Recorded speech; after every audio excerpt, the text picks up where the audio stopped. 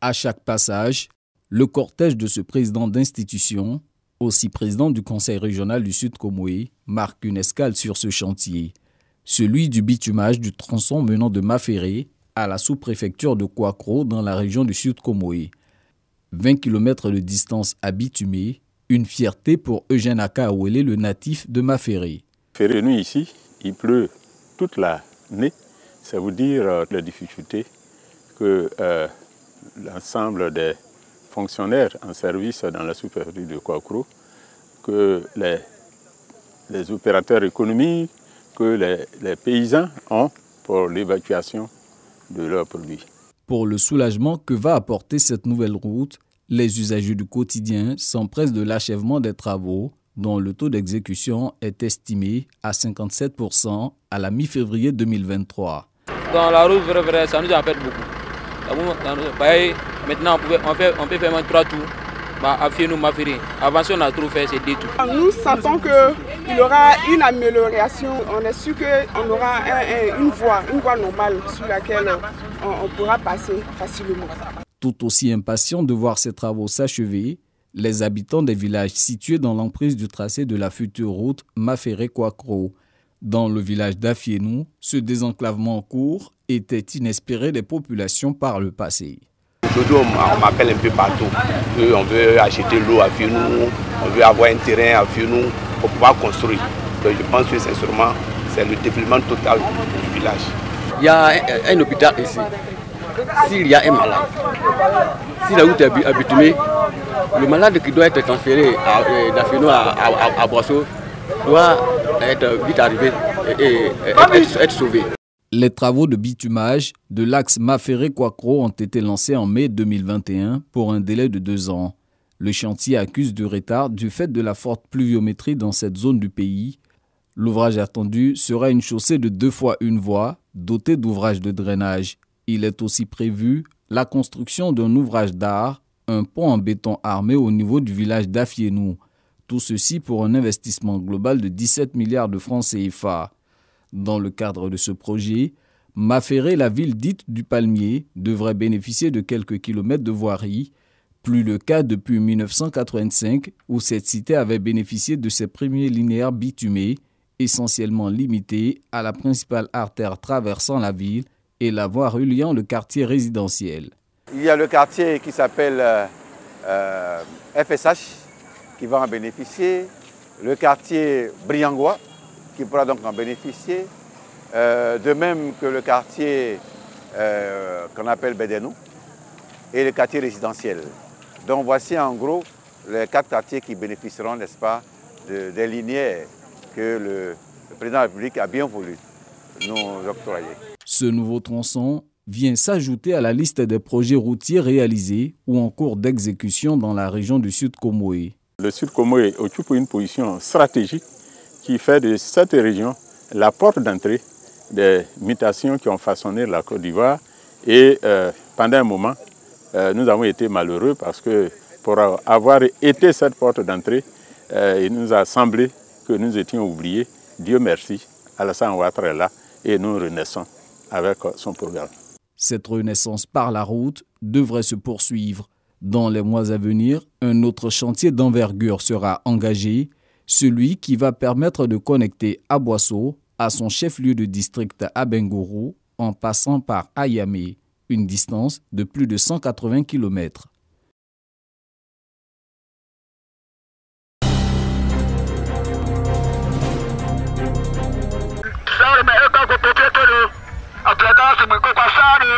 Au premier mot du crieur public, femmes, hommes et enfants de Gballeu prennent le chemin de la place publique du village. L'accueil que les populations réservées à leurs hôtes est à la mesure du bonheur né de la connexion au réseau électrique national de ce village, de la sous-préfecture de Danané, région du Tonkoui.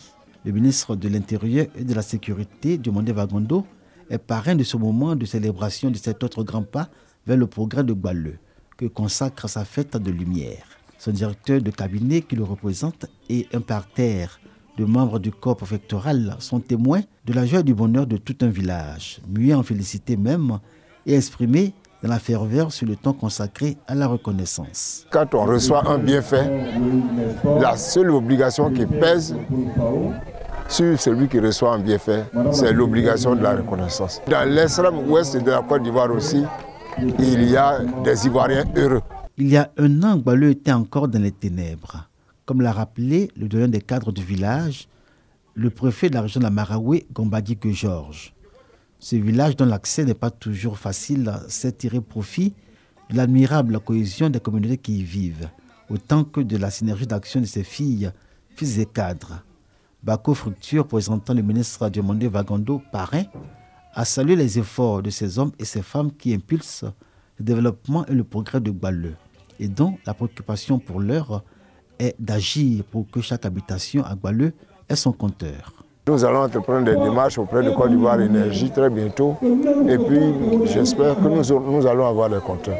C'est vraiment un esprit à saluer, et je souhaiterais que cet esprit vous habite toujours, et c'est qu'ensemble, dans l'union, c'est qu'ensemble, avec la solidarité, que vous pouvez faire grandir donc votre village. Gbaleu compte parmi les localités de la région du Tonkoui qui ont connu une profonde transformation durant cette dernière décade. Le reprofilage des voies d'accès au village est aujourd'hui la grande attente de ces populations.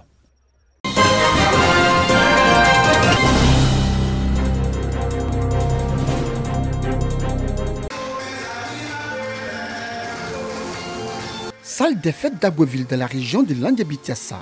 Ces femmes des différentes coopératives productrices de cacao en joie et en parfaite communion avec l'artiste chanteur du Zouglou, Bilé Didier.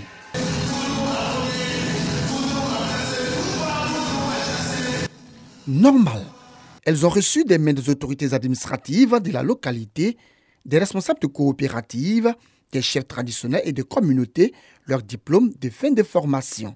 Formation qui a porté sur le module suivant: genre, leadership et entrepreneuriat. Une initiative de la société coopérative ivoirienne de négoce des produits agricoles. Sympa. Avant, on arrivait dans les villages, on trouvait les associations, on leur donnait de l'argent pour s'aider. Mais on a vu qu'à chaque fois quand on leur donne l'argent, après, les femmes se dispersent, elles divisent l'argent. On a senti qu'il fallait qu'elles soient formées, il faut qu'elles deviennent des entrepreneurs. Et on a compris que pour être entrepreneur, il faut se former. Ce sont des femmes très heureuses de recevoir leur certificat de fin de formation qui ont tenu à exprimer leur gratitude aux initiateurs. Pour elles, cette formation qui vient à pronommer a impacté positivement leur comportement. Après la formation, on a vu que la femme doit aider le mari. Tu dois t'attendre à être ton mari pour que le foyer soit tranquille. Et quand le foyer est tranquille, il y a toujours la paix, il y a la joie, il y a l'amour. La formation m'a apporté beaucoup de choses. Parce qu'avant, je ne savais pas faire l'économie. Je mélange tout. Mais après la formation, là, je sais faire la part des choses.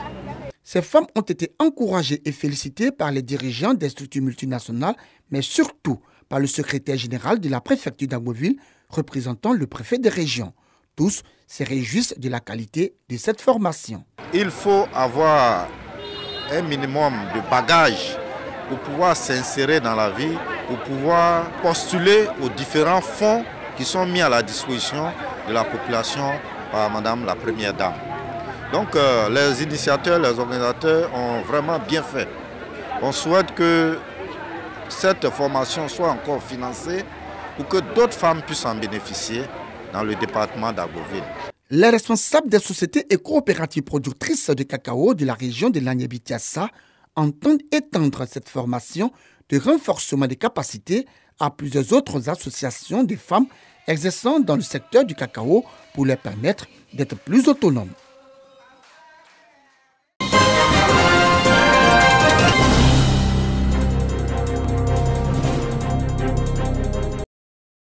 La majorité des entreprises féminines se caractérisent par leur petite taille et rencontrent des difficultés à se développer tant dans la gestion du personnel qu'à l'accès au financement. Pour transformer ces petites entreprises féminines en moyennes et grandes entreprises, 50 femmes chefs d'entreprise de la région du Béquet sont en formation. Nous, ce que nous on entend de eux, de nous apprendre à mieux diriger nos entreprises, puisque après la formation, surtout de nous suivre les pratiques. Nous travaillons avec des dames qui ont des personnes sous leur responsabilité. Mais comment gérer ces personnes, c'est un peu compliqué. Et cela affaiblit le rendement de l'entreprise. Et donc pour nous, c'est une très bonne idée de venir nous former. La formation porte sur 4 thématiques animées par des experts. On va adresser des questions qui touchent le leadership des entrepreneurs, mais aussi tous les enjeux qui touchent le parcours complet de l'employé. Donc, à partir de son recrutement, de son embauche, adapter le contenu en fonction du besoin des femmes. Pour les initiateurs, il s'agit de rendre les femmes autonomes en améliorant leur accès au financement et au renforcement de leur leadership. Le programme consiste à attaquer des sujets spécifiques de gestion d'entreprise avec les mêmes femmes, les mêmes chefs d'entreprise, de sorte qu'on résolve progressivement un certain nombre de questions, de sorte aussi qu'on les connaisse de mieux en mieux, parce que l'étape d'après, c'est d'arriver à faire un diagnostic par entreprise, poser des recommandations et les aider à les mettre en œuvre. Cette activité s'inscrit dans le cadre du lancement du programme de développement des entreprises féminines de la région du Béké. Durée du programme, 4 mois.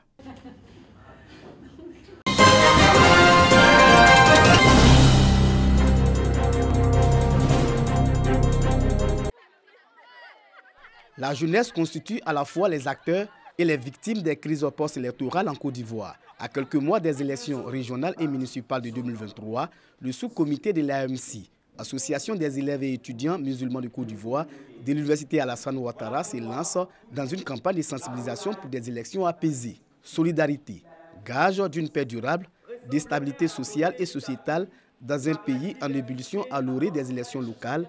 Quelle contribution de la jeunesse? C'est autour de ce thème que la jeunesse estudiantine musulmane et catholique ont échangé. Ensemble, nous pouvons vaincre les maux qui minent le milieu scolaire, universitaire, et c'est dans cette veine-là que nous avons répondu favorablement à la convocation de cette structure sœur. Tout ce qu'on espère, c'est que ces initiatives-là perdurent afin que sur l'espace universitaire puisse régner la paix et la tranquillité.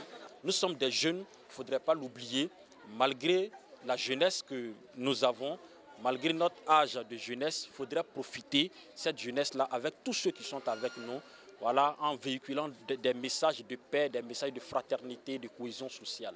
Les différents intervenants ont instruit les jeunes sur les comportements adoptés afin d'éviter tout conflit lié aux élections. Parrain de cette rencontre religieuse, Souleymane Touré, conseiller technique du Premier ministre chargé de la jeunesse, appelle les étudiants à maintenir l'espace universitaire stable et en paix. La discipline avec laquelle cette activité se tient met en évidence le niveau de responsabilité des tenants de cette initiative. Et nous sommes convaincus qu'avec des jeunes aussi responsables, la Côte d'Ivoire est vraiment sur le chemin de l'émergence tel que prôné par le président de la République, son Excellence Alassane Ouattara.